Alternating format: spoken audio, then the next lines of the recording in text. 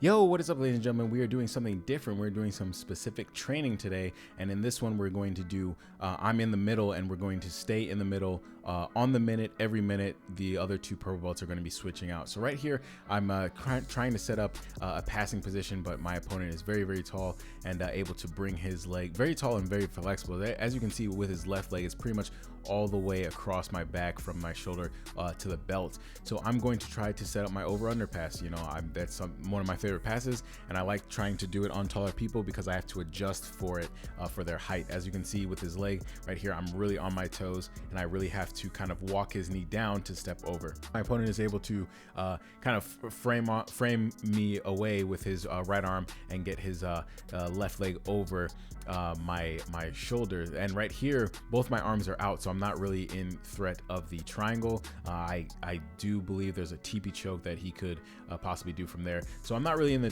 threat of the triangle, so I'm using my left arm to grab his far foot. I'm kind of going to take him over to that side to kind of get his legs off my neck. I'm going to kind of keep him on his side while I start to walk towards his back and the back of his head, and while I try to break that triangle grip. And right here I'm able to break the triangle grip, and that is going to be he's going to step out and Jota is going to step in. So I'm still in the middle, and we're going to just work on 1 minute drills, and this is kind of like to simulate the end of a competition where there's 1 minute left.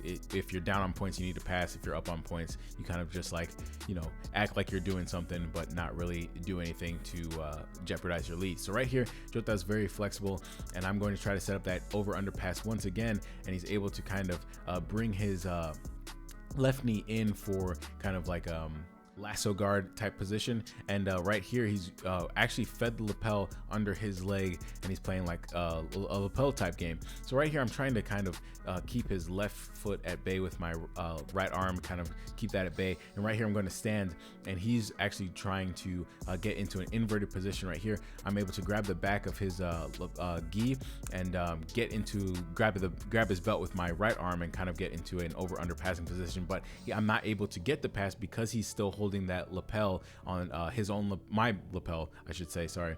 And he's able to get me into a 50-50 position right here. And I was up, and I don't know why that I went backwards. That's something you should not do. If you're up on the 50-50, try to stay up, because he was able to get the sweep right back and score the points. So right here, next opponent is going to come back in, the one that I was just rolling with, and we're going to go for 1 minute. So right here, you know, I'm grabbing the lapels, and I'm kind of keeping my head to head with him, and I'm going to pull him into me just a little bit, just to see how his reaction is on the feet.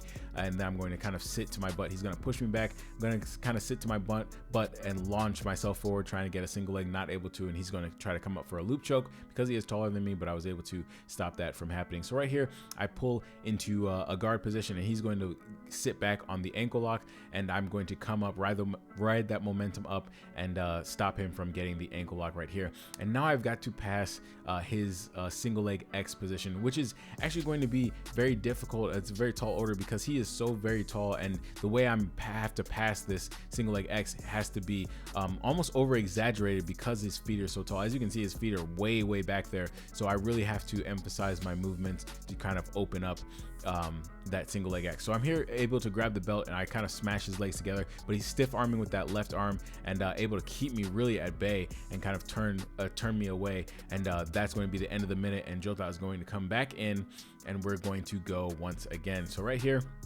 I'm going to grab the lapels that I want, and I'm going to sit to guard and start playing my game, and Jota is going to come right down into a combat stance and kind of stop me from getting to the type of guard that I want. So right here I'm playing De La Riva on the opposite side. It's not really the side I play, but you know, we're just working on drilling and stuff and specific training, so why not play it on the other side?